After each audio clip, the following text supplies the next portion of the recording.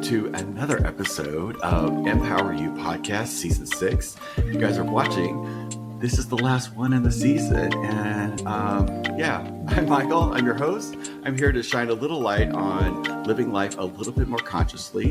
How I do that is I talk to amazing souls all around the world and see what they're doing, how they're using their light, their guidance, their intuition to make the world a better place. I just love having that conversation and elevating all of us, and today is no exception. I am so happy to be joined by Steph Annie Cutler, and joining us from Mesa, Arizona. Today, share with me about your story and like your passion in life and what you're doing to help us all integrate into New Earth.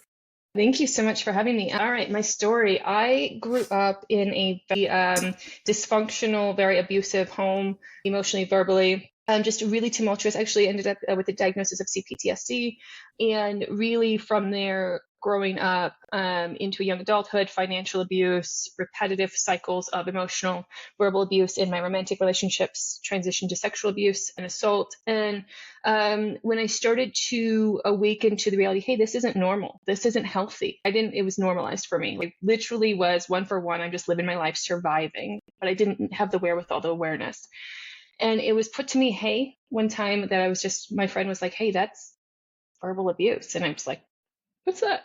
And I started to wake up and start to like do research. And then I started to realize like, oh, I'm bringing some of this into I take me with me in every relationship. Let's not just take and project like responsibility solely onto those folks who are abusing me, but like, where am I showing up and how am I like repeating these behavioral patterns? And so as I started to heal, I had this big epiphany of there's not enough safe spaces for folks to truly unwrap and unwind their trauma, and with that, their social conditioning. And so from that, my passion was, I just want to connect with people. I want to help people. I want to hold space for people. And because knowing that I've been through therapists and counseling, I definitely worked with specialists during I think the core 6 years of like my healing.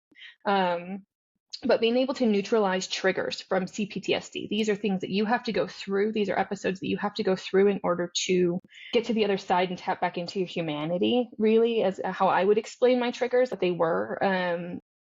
It was just like the first thing I needed was a safe space. So from that, my business was born, Steph Annie, and it really is about trauma-informed safe space. I don't want anyone to be re-traumatized. I want to reduce harm in the world by having these conversations. Yeah, and that's such a deep subject because there's different levels, obviously, but to me as an energetic being, yes, I've went through the physical things. I'm 50, I'll be 57 next month. And I've lived a lot of what you're speaking of. And it was like normal. There was no other thing out there that told me that there was a difference, right? So I had no contrast. I thought it was normal and they're surviving. So I totally relate to what you're saying. But for me now, living in the world is traumatizing every single day. And so when I was reading your form, and I'm like, that's what started going off into my head is like, oh, where am I? How am I surviving this thing?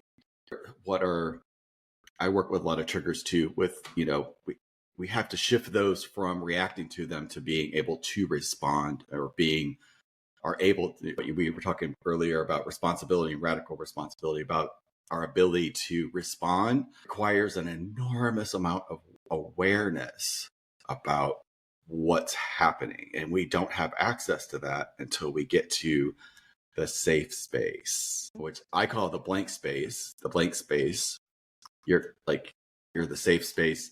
It's a space where you can go, after the fire and the Red Cross come get you and put you in you're safe now. So you can figure the next steps out, because none of us saw any of this trauma coming, right?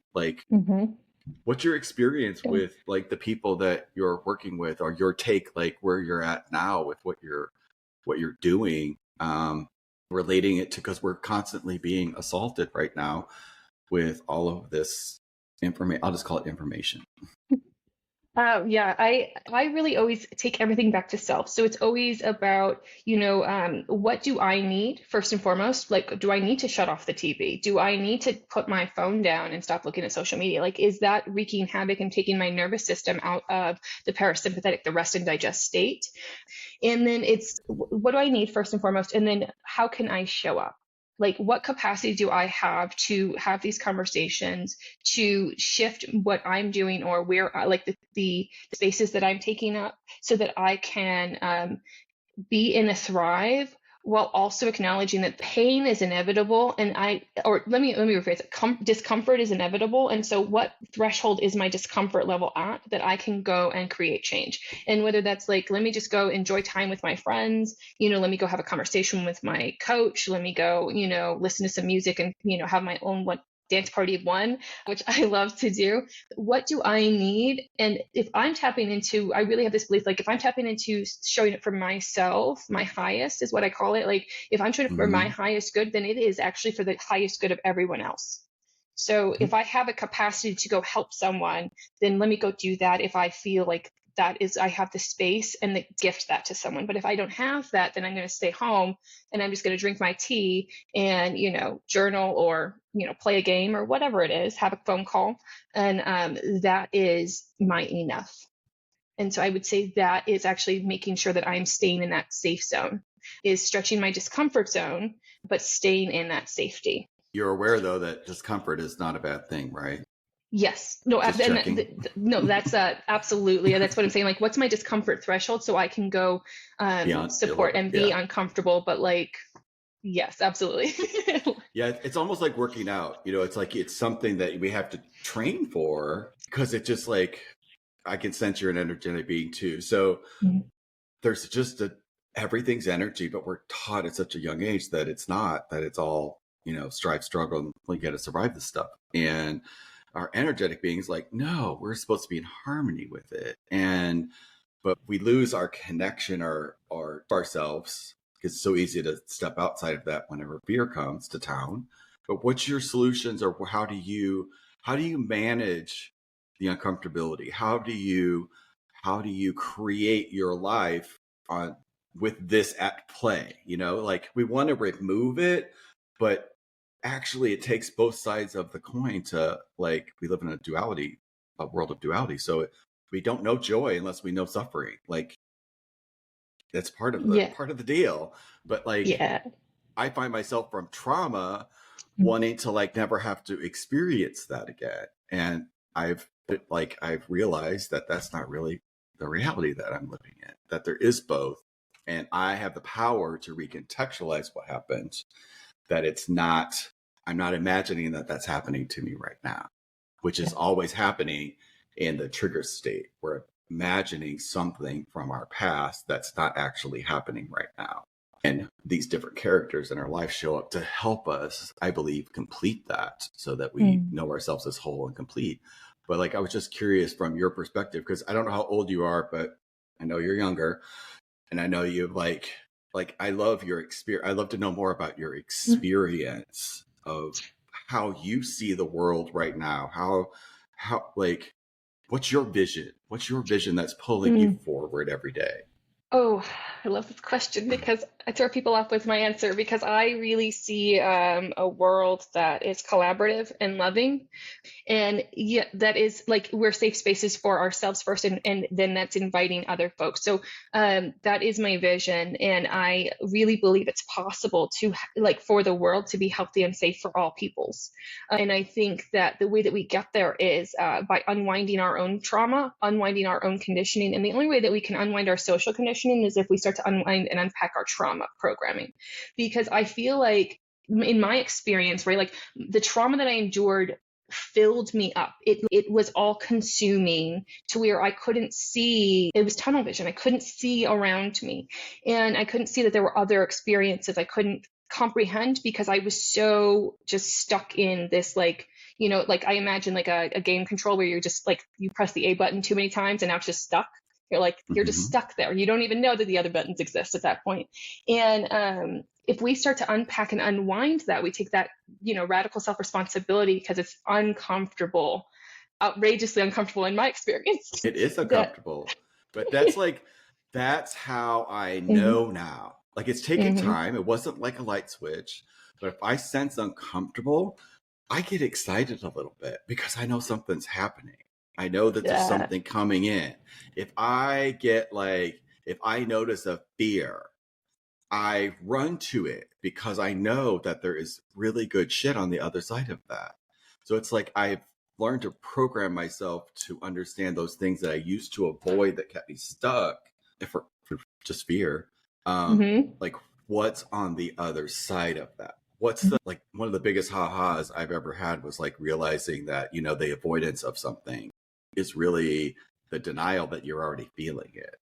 And, you know, like the thing that we don't want to be comfortable, like we're literally living with it anyway at the exact same level. It's just avoiding or confronting. Avoiding, are you walking the dog or is the dog walking you? So it's hmm these choices. So I'm so curious, was this just an awareness? Because I'm a channel and my guides tell me that you guys are born with a lot of intrinsic knowledge that you don't have to go get in a book. You like connect with it inside your own systems and you just know it. Is that happen for you? Or was there a book or was there a thing or was there something that like sparked, you know, you just don't wake up day and start healing yourself and talking the way that you talk from trauma. So hmm I know that there was a point A and where you're at right now. So what was the things inside of that? Your own tuition or was it some sort of thing that came to you?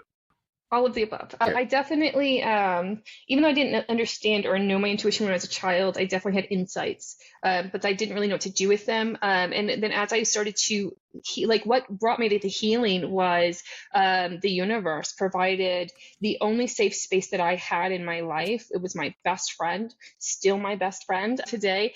They texted me. I was in a space where I was literally homeless. I had just transitioned to homelessness. I was, leaving a volatile home situation.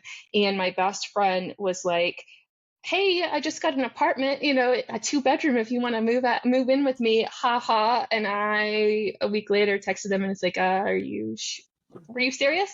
And from there, like they were absolutely serious, thank goodness. And I moved in, and what transpired was I started to experience a whole different type of living, which was safety.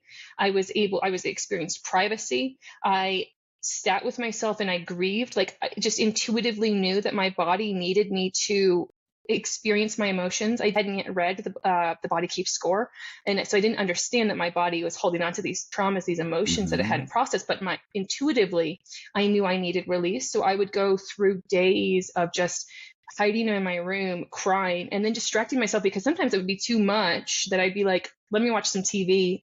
Because that's my coping mechanism from childhood. And then I'd go back to crying and feeling this pain, not really understanding where it's coming from, but knowing it was from my childhood. And so from there, I was, guided to the right people that really helped me evolve my learning. But definitely, I would say a mix of all of those. Awesome. I'm just Yeah. always curious. For me, it was like a book that fell off a shelf that hit me in the head when I was like 18. That Mhm, was like the thing because intuitively going to school, I figured out how to survive it because I grew up gay in a small town, so that was like extra, right? mhm, And so it was like head down, let's just go. And but that experience really was the thing that became my uh, magical power was, you know, I did know how to survive. And like, do you ever find that too? Like at the beginning, maybe not so much now, but like realizing that that was like all of the stuff that happened to us gave us everything we needed to have the foundations to our lives to kind of expand. And it's cyclical. You know, I'm still getting lessons from things that happened 20, 30 years ago that I just see in a different way. And like, oh my God, I wouldn't be here right now if that really crappy thing hadn't happened. Right. So yeah. there's this whole thing, but at the same time, there's this web of like getting from A to B intact and where we know ourselves as like still know ourselves as whole and complete, even though we went through these experiences. And on some deep level, I believe we chose them so that we could be the light that needs to be shown right now in the world because Yeah. not everybody's going to have that connect that you have and the light that's in your eyes, because I can see it and I can sense it. That draws to it its own audience. Have you started to figure that out yet? Or like, what's your take on that? Yeah, yeah. If I can go back for a moment, you were saying that knowing that we're still intact, that really resonated, and that we're still whole, because I didn't know that I was whole when I was a child. I didn't know that I was whole until I was like 30, and maybe 28, 29. But really, like, I didn't. And being At able to 47, unwind I that. didn't know at 47. And being able to like unwind it and say, I am not the sum of my experiences. I have used the sum of my experiences in a way, and repurposed them from pain into supporting and serving others, because I'm passionate about that, and I see that, and that's part of my light, and that is part of who I am and who I be. But like, I didn't know that I was always whole, because I was taught that I was broken. I was taught that I was the problem child, and I loathe that phrase. Back Broken. in the 90s, that was like the therapist that I saw, you're the problem child. I'm like, looking back, I had CPTSD. I was traumatized. I'm sorry, who didn't pick this up? Adults, Well, they were living in their own hmm universe and, regurgitating what they had been taught from the past. Like, that's how our hmm system used to work. That's how hmm you go to college and you learn what other people had figured out, but don't ever have an original thought. Like, no, that's bad. Yeah. Just like Yeah. but if you really think about that, there's no growth there. There is no uncomfortability there. Like, our whole way we operate as human beings is to avoid all that stuff. So we live that 1950 version of whatever people thought it was back then with June Cleaver and everything. And still, like today, they're holding on to that. There's a segment of the population that seriously does not want to let that shit go. It's like, there's too much that's happened to the underbelly of humanity that we've all experienced because of this crap that's the way it's been. That's like, no, not today. Yeah, and I call that, that's one of the things that I really implement in my approach, is critical thinking. I'm not here to give you the answer. I'm here to hold space, and I can reflect things back to you, but it's really up to you to discern, so that you can develop that critical thinking. So I think, like, even in myself, I did not learn critical thinking until I was older, and I actually learned it from my twin sister. I didn't learn it from my parents. My twin came out she came into this world just being like an advocate, and like having a comprehension that I didn't have, because we took on two different personas. And so I got to learn from her just through her asking me questions and developing my critical thinking skills to learn that. And so that's something I absolutely like gift to like whoever I work with. And going back to your other question about like my light in drawing folks, and like, really, do I acknowledge that I do? And also, over the last few years, it's been learning to unwind this narrative of being afraid to be seen excelling. Because that was Okay. something that it was a trauma that I experienced when I was like in fourth grade.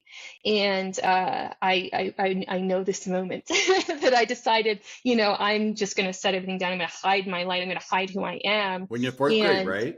fourth grade, yeah. Do you care to share a little bit Yeah, sure. from a I broad was point of view?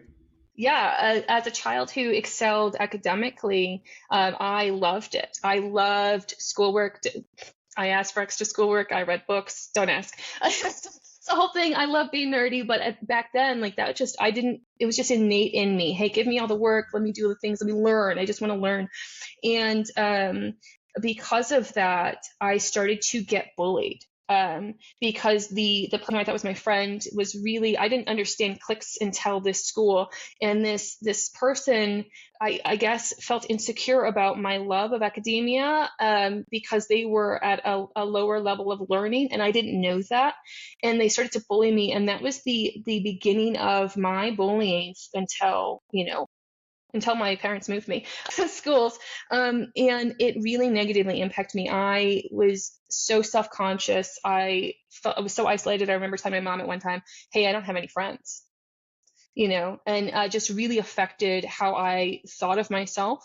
And so I was afraid to enjoy schoolwork. I was afraid to do well at my essays. People used to tear down my projects. because they were well done. I also had help from my mom. But like, I was so proud of the presentations I would give. And I just was, really just awful experience of being bullied and transpired. And so not realizing that going back to that moment that I had been, hiding myself in a shadow, except for around people that I felt innately safe with, which I didn't know because my friend was like, did you know that you hide your light, but then when you're around like these people, but then when you're like by yourself, you just shine, you're just effervescent. And I was like, no. And I didn't know what to do with that. I think I was about 17 or 18 at that time, and I didn't know what to do with that. And yeah, it's being able to say, hey, this is affecting me like over here in my adult life. But it's actually stems from all the way over here in, my childhood.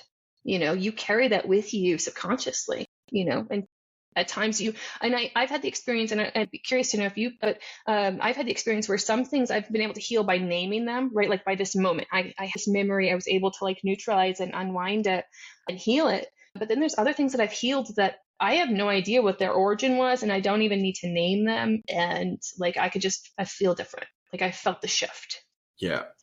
Well, they've shown me that it is, there are certain roots that if you get that certain root, then the root pulls out not only that thing, but everything that was wired connected to that thing. So like bullying is a very, very type of an energy. So you had a light and that attracted the polar opposite of it. That was like, like even back then when you didn't know it, you attracted the bully. I attracted the bullies. The bullies actually are what caused me to become who I am today. And that was because like in our school, if you didn't play sports, you were bullied. If they detected you were gay or sissy or anything like that, they would like definitely go after you, or what you wore, just bullshit, crazy stuff. But mine was 7th grade going from middle school to high school, or actually 8th grade, from middle school to high school. I was like, I literally cannot survive going here. Like I can't imagine, I couldn't see past going through these 4 years, continuing to do that. And I was very specific moment like you had that was like, oh no, I'll do this. So I became, student council. I did that, and it was like, that's when my leader skills kicked in. And that was my strong suit. It's how I won everything. I was like leading and creating, but I never had my moment where I got to go back and like face the bullies energetically, right? So at some point in various different situations and a lot of different areas, I faced that energy of being bullied because they'll translate with a partner that you're not exactly upfront with, or you sell yourself out not to make a ruckus, not, keep things smoothed over. Like you sell your soul so quickly when you're have not completely faced the fear of being bullied, because it's a fear of criticism is what it really is at the underneath of it. So people could criticize all they want to now. Like, I don't give a shit. I'm connected to who I am and I'm listening to something bigger, and it has nothing to do with you. But that took a long time to get through, standing up to every conceivable fear that I could imagine having. Have you had those experiences yet? Because like you have to have your meet the bully moment before you're ever going to be free of it. So like, has that happened, or has that process started to happen to you yet? Oh, it's happened, and I think my greatest experience, my greatest choice this year was standing up and standing in my truth and standing in like this universal truth of experience and being able to say, look, I'm not going to argue with you, but I stand by what I said. I said what I said, and I stand by it. And like being able to remove, like walk away from, this person that was absolutely bully, and it was a combination. This person embodied a combination of personas that I had, experienced being bullied from, as an energy Yes, that I was we like, do. what? That is so true. Like rarely ever we talk about that. The personas. Remember that cartoon with the American guy with the Roger, the character, American Dad was, that he would Yeah. have the personas. Like, I loved that character, but in reality, that's exactly what you had to do when you haven't faced it yet. It's like you create a way to fit in that is just completely inauthentic. But in my mind, I thought, oh, I'm fooling I am surviving this. It was another survival mechanism until Yeah. I had I had compartmentalized fun around with this it, but person. I used to have fun with it. But at the same time, until you can get to your authentic self, like you don't really have any real power. And that's why I'm committed to people understanding that we have the ultimate power to create the reality that we want to create for ourselves and collectively. And like, I love what you believe that's possible for the world. I believe the world can actually work for everybody. I believe that we can live in a world that literally Yes. works for everybody and that everyone has a gift to give. And it's a small little piece of the puzzle to create the new earth that we're going to live in. That's not based off of surviving something. It's based off of thriving in something. And what will that experience be like? And what will that transition be like? And how can I use my voice and my gift of seeing to help others on that journey with me? You know, that we all have it innately in us, or we wouldn't be here at this time right now. We wouldn't have come in when we came into the planet, and we wouldn't have created the scenarios and the bullies and all the events that lead us up to these moments where we actually have a safe space to talk about the real things that's happening energetically to us as human beings versus all the story parts about the survival aspects of life that are no longer being supported by Mother Earth. Like, she just isn't, it's transformation time. Yeah, I think that not... I feel that a lot of people are ready for this awakening, and they just at the very beginning, or they're on the cusp of it, and they're just not sure what that looks like. I think, and it can be scary because when we challenge someone's identity, right? Like these people, when they're doubling, they down. I read parts of the Dance of Anger when it revealed itself to me, and it was so eye-opening because I was like, these folks, like even myself, right? Like when I was going through it, like it was like you double down on what you believe your identity is because you're afraid of that space because you were taught something. We were conditioned to believe something about ourselves. And if we don't fit that narrative anymore, then we're so uncomfortable. We're like, well, what does that mean? Well, it means we're facing potential rejection from your community or the society at large because right, you're no longer subscribing to that narrative. But once you're willing to get into that discomfort, move through that fear, you're able to actually release yourselves from the chains of these narratives that are not true for you if you open yourself up. And it's such a pivotal point, I feel, to get to this, like new earth, that you're describing. I had full body chills when you were describing. I was like, oh my God, yes, I love this. I support this. And I think it really is that it's helping folks feel safe and understand, like, I'm going to shine my light. And that means that you are safe to shine your light around me. So if that means that you're safe to shine your light around me, now go experience shining it everywhere else that you feel called. And with that, it's going to multiply. And the more safe spaces we have, which is why it was so key for me to use safety is pivotal, I feel, in this experience, because it opens you up. I like that you said blank space. I like that because it allows for the reality so that you can actually exist as who you be in whatever moment. So then you can be responsive. You can choose. You can tap in and say, who do I choose to respond who do I choose to be? Yeah. And I think that's pivotal. For me, it's design. It's about the power to design our experience. I had a design but like one of the fundamental principles of design is you have to start with a blank space. You have to start with a blank slate. Otherwise, you're not designing, you're rearranging. And like, that was a huge, huge aha. And I still use that all the time. I use it in my morning practice when I wake up. I'm like super clear. Like, that's one of the most powerful times in our lives, in our daily life, is right before we go to bed and when we wake up. It's the most powerful time that we can shift and be present, because that's where we put our energy of our third eye, envisioning what we want in our lives. Even so much as to go through the day at the end of the day and create it as if it happened the way that you wanted it to happen. Because your mind doesn't give a rat's ass. It always remembers the last thing that it was said. Same way with anybody in your audience. It always remembers the last thing you say. So it's like, why not use that power it's all made up, it's all invented, all of it. So why not make up some really great stuff? And so just being you in the world is doing that with your particular niche of folks that you're attracting and will be attracting. Have you started writing a book yet?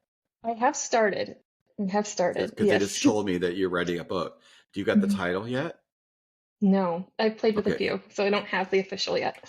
Okay. So I always check to make sure before I blurt something out. So they're saying for you to open up. Is this okay to share this with you? Please, please. So Yes, do you have a centering practice that you do every day? I do. Hmm. Okay. So in that, just create an intention that you hear the name. You have guides too, by the way. So they're wanting Hmm. to talk directly to you. Hmm. So find your little blank space in there and allow that to happen and create it, intend it in such a way that when you hear it, it's beyond doubt. Because that way they tried to communicate with you before, but you doubt it. And that pushes it away. So you don't really connect. So just add in there, I'm going to hear this today in a way that's beyond doubt. And however you hear that will be that way for you, because it's in the name, the power of the name, that Hmm. outside comes the book. Does that make sense? Okay. Yeah, So let me know what that is. We'll talk about it. I will. But I it's will. actually a really big thing, and it's supposed to be happening within the next year. So wherever Hmm. you're at with it, it's not something that put this off. It's like now. There's Hmm. also a lady that's on our podcast, Lucy Hope. Listen to her podcast, and she just wrote one. You guys have the exact same sort of vibe. Even click to reach out to her about how Okay. she did what she did, but it's needed in the world. I'm hearing it very directly. So this is your time to shine even brighter by using your tissue to get this out of you and onto paper. Mm. Okay, because so Okay. many other things will come from it. Yeah. It was really, really strong. So I thought I would share that with you. Thank you. No, thank you. I really do appreciate that. My pleasure. What's next for you besides this book that you're working on? Besides What's this the book. thing that's like pulling you forward? Like, even though we're in chaos and all this stuff's happening, I find that there's Mhm. this clarity that we can have about the things like that pull us forward. When I wake up and I'm excited about the day, even though I don't know the particulars of how it's all going to unfold, I'm clear I'm in that space for that to occur. Like, I'm in Mhm. alignment. What are you in alignment with right now? Play. That is, Right. I literally am a season where I've done so much healing and I've done so much building and I've done so much, unlearning that my system's like, we need to go out and we need to learn how to play. I didn't get to do that as much as a child, and I didn't really, take advantage of that when I was a young adult. And so I am learning how to play. That is what That's your excites me in book. the morning. That's your book. That's your book. That's the Mm, context for your book. okay. Okay. Yeah. Titles in some arena of how we used to play, because there's a thing that says we can't play when we get older. It's serious, Hmm. it's adulty. And you tapped Hmm. into that and you see that it's kind of bullshit, right? So Hmm. now you get to create that. So imagine how many others are in the world had similar experiences that completely left fun and play out of their life, and what an impact that would have if they were able to somehow, via your book, get those insights to get back into where play became a part of the big vision of life. Like, it is part of it. So, like, another example from my generation is my generation all like, work, work, work, work, work till like one Hmm. day you get to a point where you're just old enough to barely enjoy life, but yeah, then you can go have fun. Yeah. Yeah. It doesn't really work that way. So it's Yeah. like, yeah, very powerful. Anything else Yeah. you would like to like add, or like as we wrap up for this particular podcast, which has been like amazing to hear your story and how Yeah. you're integrating into your world. But Thank you. how are you, like, what's the takeaway for you today? Keep shining my light. That's the takeaway. Because I did just relocate and I'm regrounding in this new space. And that's my takeaways. Keep shining my light and just embodying really my core values so that others can, know that they're safe to do that also. So I thank you love for it. that reminder and that reflection. You're so welcome. Thank you so much for showing up. I know we had a couple of like, we were supposed to have it a time, and that this happened and that happened and this happened and that happened, but we didn't give Hmm. up. And Nope. I know now this happened in the right headspace for both of us to Yes. have this exact conversation that would not have happened any other time. And you're my last episode for this particular season. That's been like totally amazing talking to amazing people. So thank you for ending it up. We started with talking with Dana Saperstein, who was a trauma specialist, and how he dedicated his life to it. So it's like the perfect dovetail, different generations, but perfect dovetail of this amazing series that I had this time. So thank you for being such a part of it. Thank you guys for listening. I hope you got amazing value out of today and this whole series. Let us know like what you got, what's changed in your world, what's going on with you. We're here to listen, we're here to help, and we're here to evolve. So with that, much love. Thank you for joining me today. And yeah, we will see you guys next season. Bye, guys.